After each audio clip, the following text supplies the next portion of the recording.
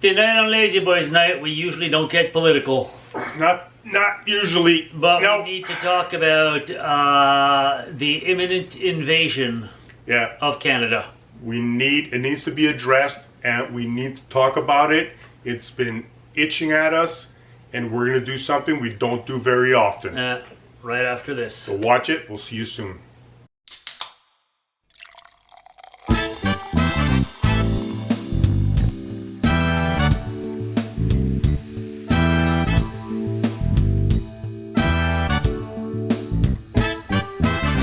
Guys talking, saying anything, nothing new to say, talking anyway. Stop yammering, can't hear a thing, nothing I can do. So let's have one more brew.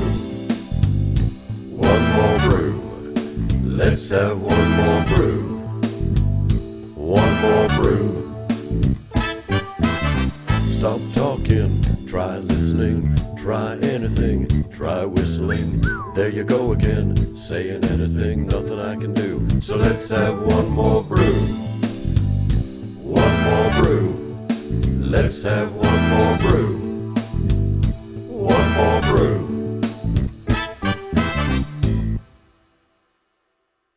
Whoa! Blip, blip, blip. That's dude. That's dude. And welcome to Lazyboys night. Oh, yeah. Now, tonight we are straying from the formula, and we are not drinking a craft beer. Now, some people will say we've sold out, but tonight we want to display a bit of Canadian pride here. So we are drinking Molson Canadian. That's right, the original lager that's been around since the 1800s. This is the stuff I started drinking beer on when I was 16. Yeah, and this is most people, like if you're going in the States. Yeah. If you talk about a Molson, they mean that's this. what they're talking about, a Molson Canadian. For some reason, they don't want to put Canadians in their mouth. Oh, name of your sex tape. Oh. All right, before we get all political. Hang on. I haven't had one of these in, I'm going to say 20 years. I want to see if it, I want to see if it tastes like I remember. Okay, let's find out, folks.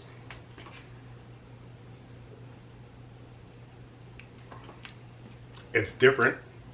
It tastes like I remember. It's Don't bash them too much. No. It's a Canadian product, eh? It's an intro level lager. If you're not into craft beers, this is what you drink to get used to beer taste. This is why the teenagers drink this stuff. Kids, this is a gateway beer. That's right. You drink this, you become a beer snob eventually when you transition away. Later on. Don't be in a rush. Start with this when you're 12 and then move up from man, that. I'm having flashbacks. Like horrible flashbacks or no, fun teenage stupidity flashbacks. All right, let's get down to some serious business though. We were talking about the invasion of Canada. I think you have to be blind not to realize what is going on. Canada has been declared an enemy by the president. Yeah.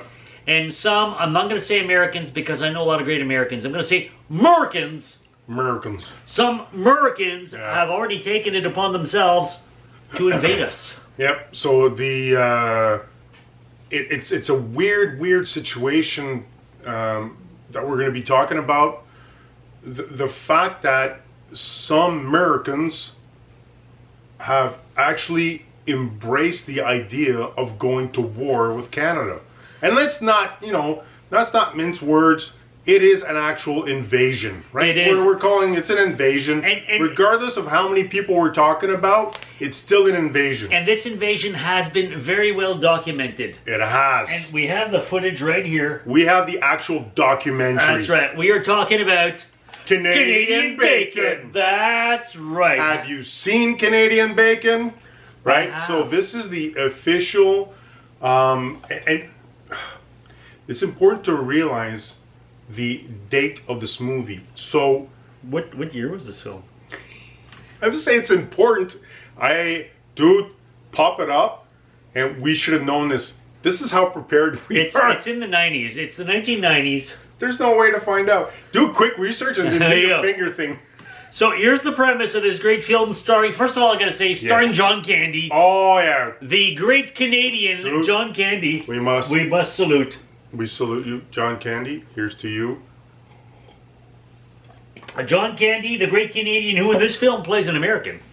It's important to realize that thanks to Canadians, America has a sense of humor. Yes. We purposely send all of our great comedians to you. So you guys can maybe loosen up a bit and So just put the so guns down. So we're trying to be good Canadians, eh? And we're sharing our comedy, we're sharing our music, so you can have, you can be exposed to the Great White North in the right way. That's true. So let's talk a bit about this film. Well, as we said, it stars the great John Candy. It also stars Rhea Perlman of Cheers fame. She played Carla Tortelli on Cheers for 11 seasons. Hilarious. And it also stars Alan Alda as the American president. Alan Alda, of course, of MASH fame. Another 11 years of great character piece there. And the premise is... But the director, we have to talk about the director. That's right. Before we move on. Yes, we do. So this, fun fact, this is actually the only... Because we're joking about the fact that it's a documentary. Yes. So the director of this movie, it's the only Hollywood type, big budget movie that is not a documentary. Yeah, exactly. yeah. This director usually makes all sorts of documentaries. I'm sure you've heard of some of them if you haven't seen them. Who's the director? Roger Moore. No, not James Bond. Michael Moore. Michael Moore. Director of Super Size Me. No, not Super Size Me. Yeah. No, that's... oh, no, you're right. That was the other guy. I'm so sorry. And he passed away, too, so Michael be careful Moore what you was say. Fahrenheit 9/11. Yeah. And Bowling for Columbine. Exactly. So a lot of... Everything else he's ever done has been documentaries. Yes. He's been recognized for his documentaries. Unfortunately, he's not recognized for this movie. A funny, funny movie. So here's the premise. It's the end of the Cold War, and the American president, Alan Alda, is his ranking is dropping popularity. He's at an all-time low. And like all leaders who only care about themselves, he needs to boost his popularity, and the best way to do that is to have an enemy. It's important to have an enemy. It's important to have it, but the Russians some presidents think that they should have multiple enemies, but in this movie... But some presidents think that because Alan Alda can't be enemies with Russia anymore, they just made peace. Yeah. So this president does not want to be enemies with Russia. Yeah. So he decides to pick a fight with Canada.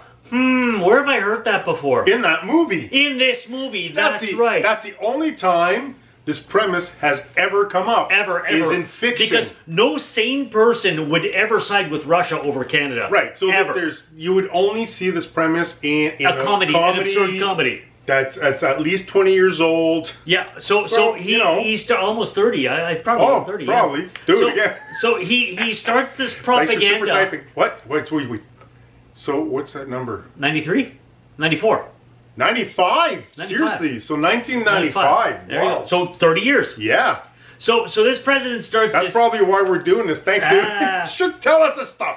He starts this slander campaign against Canada and creating paranoia in Americans, things that never happen in real life, ever.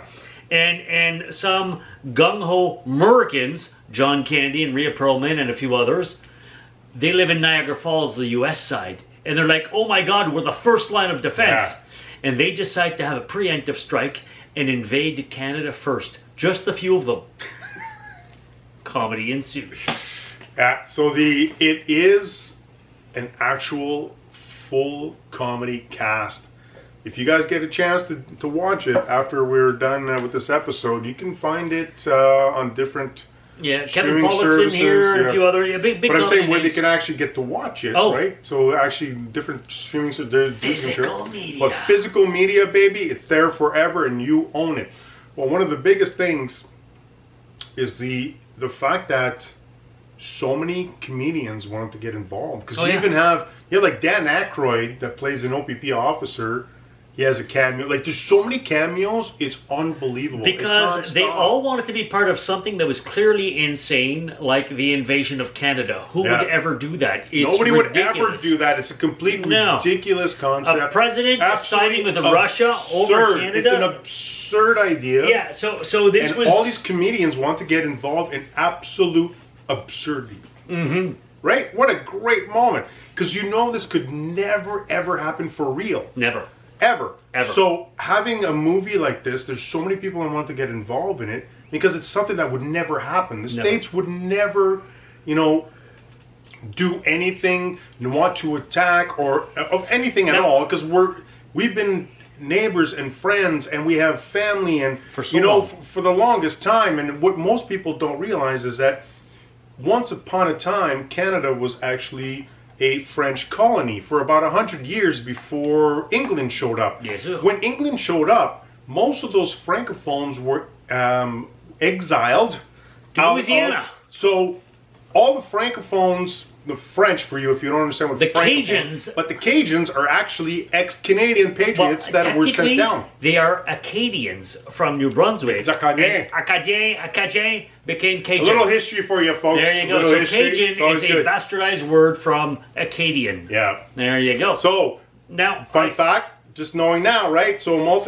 of everybody, everything. If you're talking about Mardi Gras, the Maltz Gras, yeah. You're welcome. That's us. If you're talking about girls flashing their boobs for beads, you're welcome. That's us.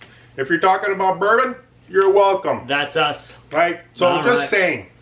Now, I do want to point out one of the things that Michael Moore does with this is he plays a lot on the stereotypes. Yes, on both sides of the border. On both sides. And very much so. The big American stereotype, of course, is the gung-ho, gun-toting attitude, which in real life, Americans are not trigger-happy like that, are they? I mean, do Americans actually even own guns?